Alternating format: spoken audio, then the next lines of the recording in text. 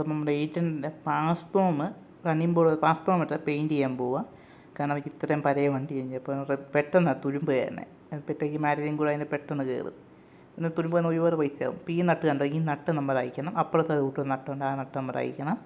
ഇത് 12 സൈസ്. ഈ നട്ട് അയക്കണം. ബാക്ക് സീറ്റിൻ്റെ അകത്ത് ഈ 2 നട്ട് അയക്കണം. അപ്പോൾ നമ്മൾ ഇനി അയച്ച് ഞാൻ തുടച്ച് വാഷ് ചെയ്തിട്ടിരിക്കുക. ഇനി നാളെ രാവിലെ നാളെ വൈകുന്നേരം ആകുമ്പോൾ ഒന്ന് പെയിൻറ്റ് ചെയ്യണം. കാരണം വെയിലത്ത് ഒരു ദിവസം ഇട്ട് ഉണക്കണം. ബാക്കും നമ്മൾ കൈ നീറ്റാക്കി.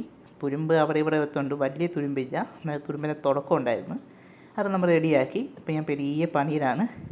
ഇപ്പോൾ ഞാൻ കൈ തുടച്ച് ഇനി തുടയ്ക്കണം. ഇത് ഫുള്ള് തുടച്ചടക്കണം. പിന്നെ ബാക്കിലെ സീറ്റ് അടക്കാൻ എനിക്ക് അറിയത്തില്ല, അതുകൊണ്ട് ഞാൻ ചെയ്തില്ല. അപ്പം ഹലോ ഗൈസ്, നമ്മുടെ വണ്ടി ഞാൻ പെയിൻറ്റ് ചെയ്ത് നീറ്റായി. ബ്രഷ് വയ്ക്കാന്ന് പെയിൻറ്റ് ചെയ്ത് 50 രൂപ ബ്രഷ് മേടിക്ക്, 1/2 ലിറ്റർ പെയിൻറ്റ് മേടിക്ക്, FOC മേടിക്ക്, അടിക്കാൻ നമ്മൾ റെഡിയാക്കിയത്.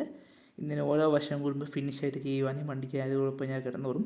പിന്നെ എൻ്റെ സൗണ്ടിന് വ്യത്യാസം നോക്കിയാൽ ഭയങ്കര പൊടിയായിരുന്നു വണ്ടിക്കകത്ത്. ഞാൻ ക്ലീൻ ചെയ്യാൻ ചെയ്യാം. പിന്നെ ഈ ബ്രഷ് വയ്ക്കാൻ നമ്മൾ ചെയ്തേ കണ്ടോ, ഈ ബ്രഷാണ് നമ്മൾ മേടിക്കത്.